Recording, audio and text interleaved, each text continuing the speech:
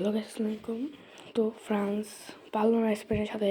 France হেরে গেল স্পেনের সাথে 2-0 গোলে। ফ্রান্স হেরে গেল স্পেনের কাছে।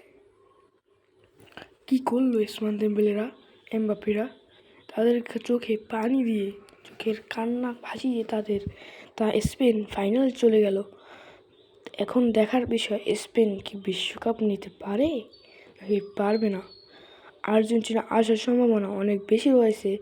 তাদের ম্যাচটায় যখন আর্জেন্টিনা কালকের ম্যাচে যখন রয়েছে, তাই আর্জেন্টিনার চাইতে আর কেউ উঠতে পারবে না এবং আর্জেন্টিনা ভার্সেস স্পেনের একটি আমরা মহড়াও দেখতে পারবো। হাই ভোল্টেজ ম্যাচটা দেখতে পারবো আমরা ওই ভিডিওতে।